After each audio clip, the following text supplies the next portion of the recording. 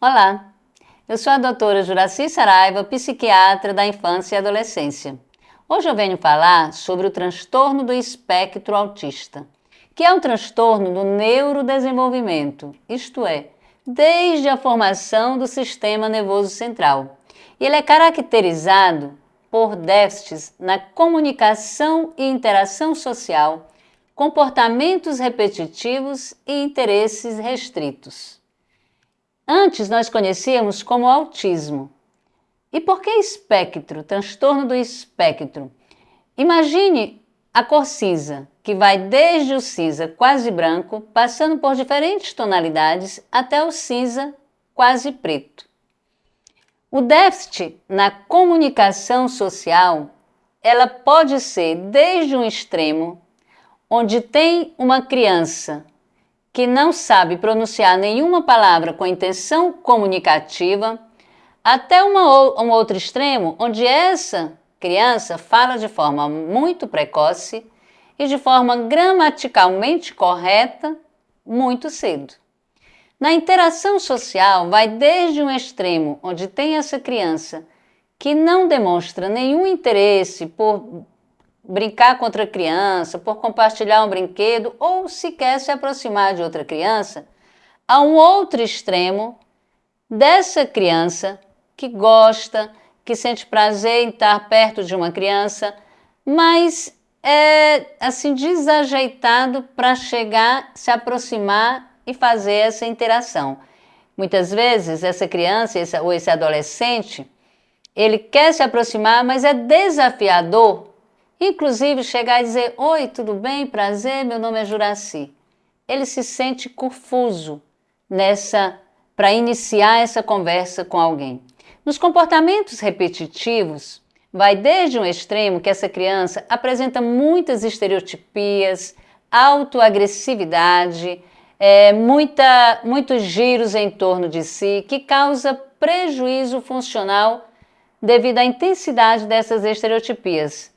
E para um outro extremo, esse que apenas apresenta um jeito metódico de ser, ritualístico, muito organizadinho, que coloca as coisas ali do jeitinho dele, caso alguém desalinhe um pouquinho, aquilo já lhe causa uma irritabilidade. Os interesses restritos passa desde o extremo de uma criança que apresenta muita seletividade alimentar, que só quer comer os mesmos alimentos todo dia, que só brinca, que só quer o mesmo brinquedo, por exemplo, dinossauro, só aceita dinossauro para brincar, a um outro extremo, que esse interesse restrito é sutil. Muitas vezes gosta de um filme e assiste só aquele filme, só sobre aquele tema, tem hiperfoco e um interesse em um tema e gosta muito de falar só sobre aquele assunto. Essa variabilidade na manifestação de sintomas entre uma criança e outra, entre um adolescente e outro, entre um adulto e outro, é o que chamamos de espectro autista. E qual é a causa do transtorno do espectro autista? Não existe até o momento uma causa única e definida. As causas, ela é multifatorial. Então, sabemos que tem fortemente um componente genético e em associações com fatores ambientais. Entre esses fatores ambientais são diversos, mas o mais comum é a prematuridade, a idade paterna ou materna aumentada a partir dos 40 anos, a doença infecciosa durante a gestação, diabetes gestacional, obesidade gestacional. Não que esses fatores isoladamente causem autismo, precisa ter associação com fator genético. A prevalência, agora em 2023, o novo CDC, que é o órgão nos Estados Unidos que faz essa pesquisa, publicou que a prevalência está para 1 em cada 36 crianças nascido viva e diagnosticada até os 8 anos de idade. A prevalência vem aumentando a cada ano. Por isso é de suma importância que todos saibamos sobre o transtorno do espectro autista, porque nós vamos entrar em contato com ele, seja por um familiar, por um vizinho, por um aluno, por filho de um amigo, mas nós vamos entrar em contato. E como é feito o diagnóstico? O diagnóstico é clínico e observacional.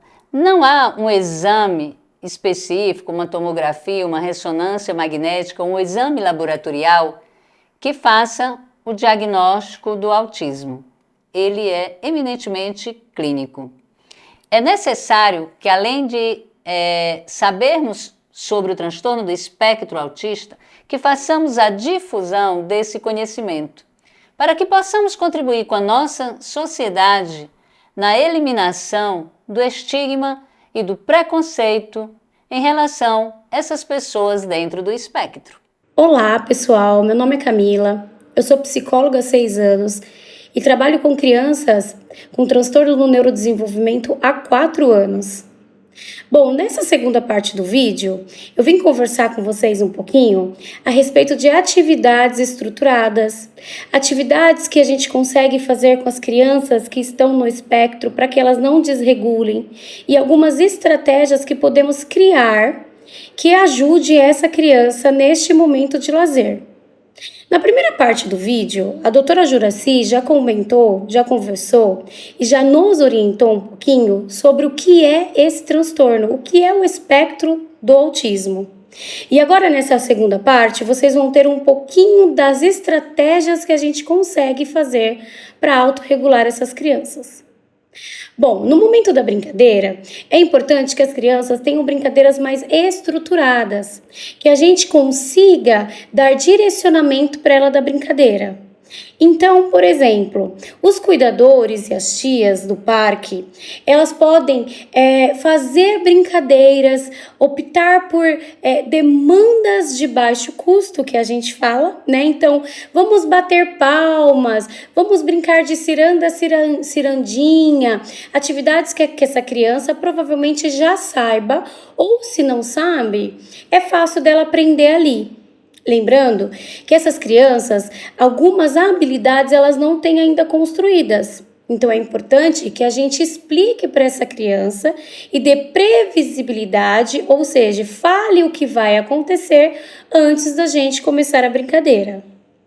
Por exemplo, Joãozinho, vamos agora brincar de rodar e vamos cantar uma musiquinha junto com os nossos amigos. E aí sim a gente consegue começar a brincadeira. Existem muitas crianças que levam o brinquedo dela e fica ali no cantinho dela, no momento dela. E a gente pode também pegar essa criança, né, para brincar com outras, mas respeitando o tempo dessa criança. Podemos mostrar alguns brinquedos para ela que seja interessante e que ela goste. Existem brinquedos que a gente consegue chamar a atenção dessa criança sem retirar o brinquedo da mão dela. E brinquedos que a gente, dentro do espectro, a gente sabe que eles vão se interessar. Por exemplo, brinquedos de rodar. As crianças dentro do espectro, elas gostam de brinquedos de rotação, de girar, né? Então eu trouxe até um brinquedo aqui para vocês que seria interessante vocês terem. É este daqui. Então são algumas pecinhas, né? A gente tira e a gente dá para a criança montar. Olha que legal. E aí a gente pode ir emparelhando com as cores, né? Mesmo que a criança não saiba. Então vamos lá. Olha, vamos colocar, é o vermelho. E a criança vai adorar olhar girando. Isso traz uma autorregulação também para a criança e você consegue ficar ali com a atenção dela. E o mais legal é que esse brinquedo, diversas crianças podem brincar. Você pode colocar 3, 4 crianças, cada um coloca uma cor. Agora é sua vez, agora é minha vez. E a gente consegue fazer com que a criança, então, se socialize, assim, brincando com algo que é interessante. Esse brinquedo também a gente usa para regular a criança. Então, quando a gente nota, porque a criança, antes de ficar desregulada ou entrar em crise, ela mostra sinais, tá? Como? A criança, ela pode gritar. A criança, ela começa com ecolalia. O que é uma ecolalia? Ela começa a repetir frases. muitas vezes não funcional, ou seja, muitas vezes fora do contexto. A criança começa com estereotipias. O que é uma estereotipia? É aqueles movimentos repetitivos que a gente já ouviu falar, né? Em alguns casos, que é o balançar das mãos, é a cabeça, é o corpo, né? Então, esses movimentos repetitivos, às vezes é a perna. A gente já começa a perceber sinais que essa criança está tentando se regular. O que então a gente faz? Pega um brinquedo para que ela não desregule e entre em crise, né? E isso que eu estou falando para vocês, nada mais é do que agir no antecedente dentro da análise do comportamento aplicada, que a gente utiliza para atendimento dessas crianças hoje em clínicas, que é o famoso ABA, tá? Eu vou até mostrar para vocês, se vocês se interessarem mais, ir a fundo, o que eu acho muito interessante para pessoas que trabalham hoje e recebem crianças em ambientes, né, de lazer. Eu tenho aqui esse livro, tá? Que é Ensino de Habilidades Básicas para Pessoas com Autismo. Gente, esse livro aqui nos ensina aí a criar algumas habilidades com as crianças dentro do espectro. E ele é todo baseado no ABA, que o ABA é uma ciência, né, que a gente utiliza para atender essas crianças. Então é muito legal para vocês que estão interessados em aprender sobre um pouquinho mais de como criar essas habilidades nessas crianças, ou seja, né, por exemplo, habilidade de brincar funcional, né, que hoje o nosso vídeo aqui é mais específico para o brincar, né, e para a autorregulação dessas crianças. Então, como que eu vou ensinar essa habilidade? Como que eu vou passar essa habilidade para essa criança para que ela consiga brincar funcional? De uma maneira que ela não desregule ou entre em crise, tá? Num ambiente aí de lazer. Então, esse livro aqui, ele vai nos ajudar a entender um pouquinho mais sobre essas habilidades, tá? Bom, a gente sabe que em alguns parques, o Sesc, por exemplo, a gente tem muitos estímulos, né? Estímulos sensoriais e estímulos auditivos. Então, pessoas gritando, pessoas conversando, pessoas rindo. Camila, o que é importante eu fazer quando eu noto que a minha criança está incomodada com o barulho? As crianças, elas sempre vão dar sinais. Então, quando elas estão muito incomodadas com o barulho, elas vão tampar os ouvidos ou elas vão começar a bater próximo ao ouvido. E aí, nesse momento, é interessante que este ambiente forneça um fone abafador. Muitas das crianças hoje já possuem o fone abafador, mas tem crianças que não possuem, o que a mãe simplesmente vai esquecer nesse momento. Então, o parque, o Sesc, ele pode disponibilizar, ele pode ter alguns fones abafador, né? Isso faz parte do processo de inclusão para ajudar essas crianças nesse momento de incômodo. Então, eu também tenho um fone aqui para mostrar para vocês como que é. Então, esse fone eu vou colocar. Esse fone é um fone abafador, tá? Eu não deixo de escutar, mas o som aqui para mim é muito mais abafado mesmo. Então eu não escuto com mais tanta intensidade os barulhos. Eu vou escutar, mas não com muita intensidade. Então a gente utiliza esse fone para ambientes barulhentos, com muitos estímulos. A gente oferta esse fone, né?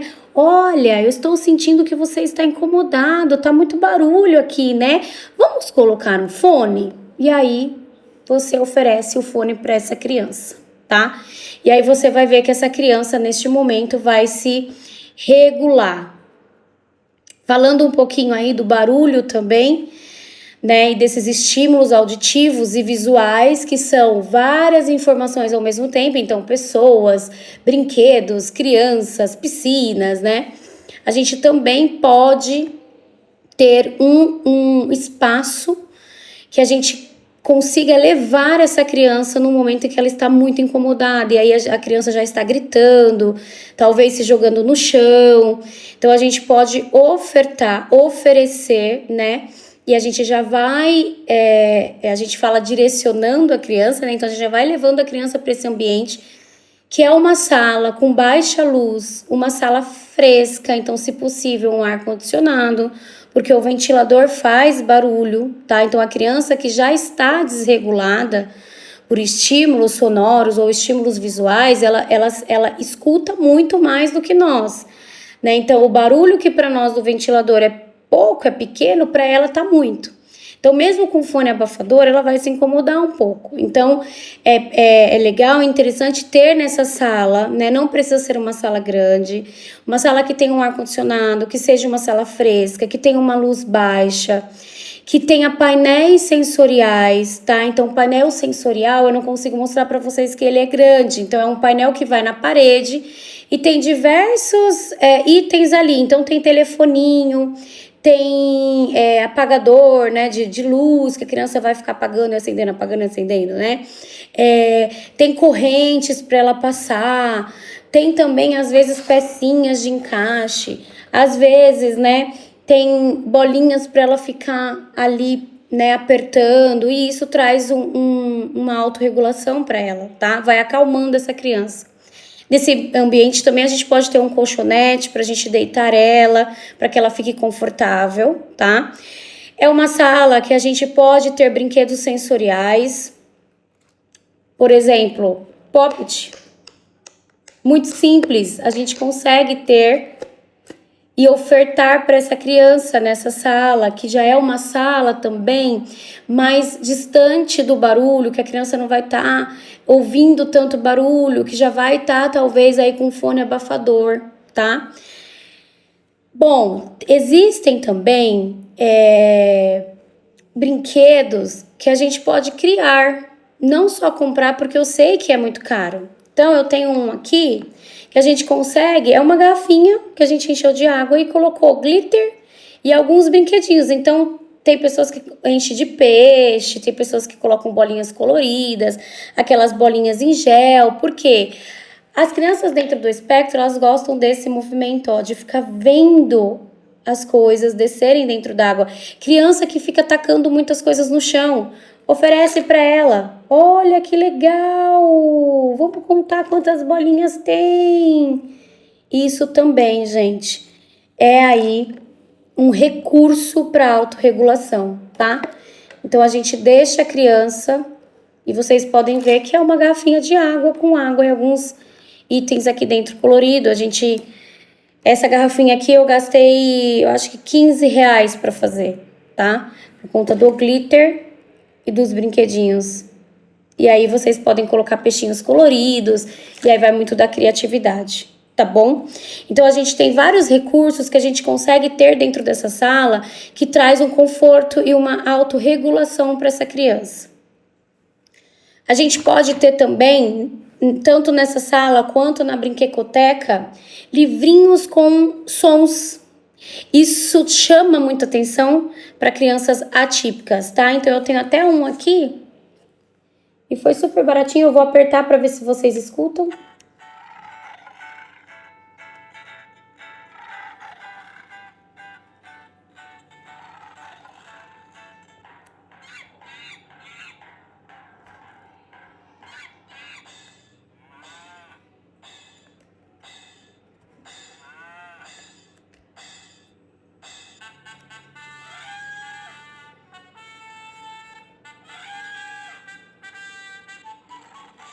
E aqui o som de todos, né? Quando a criança não se incomoda.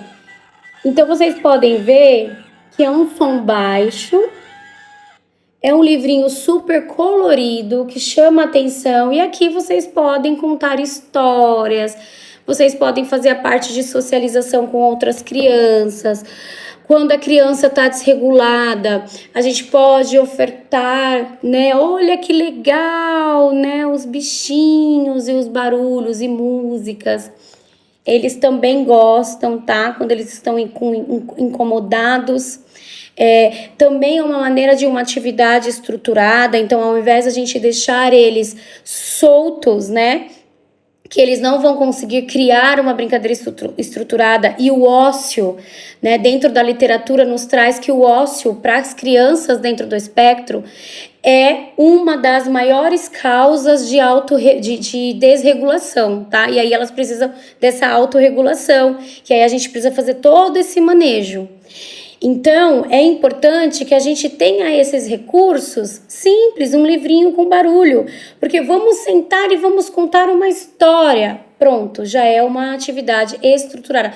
Você está dando o que você vai fazer com a criança e o que essa criança também vai fazer. Você não está deixando ela sozinha para ela ficar ali procurando o que ela fazer, e aí muitas vezes ela vai ter essa desregulação, tá? Então, nesses ambientes é importante a gente ter alguns recursos, que esses são os muito simples que eu mostrei para vocês, mas que ajudam muito. Então, bolas de pilates, aquelas bolas grandes de pilates, colocar a criança ali para ficar com ela pulando também é uma atividade e é um exercício de autorregulação, tá?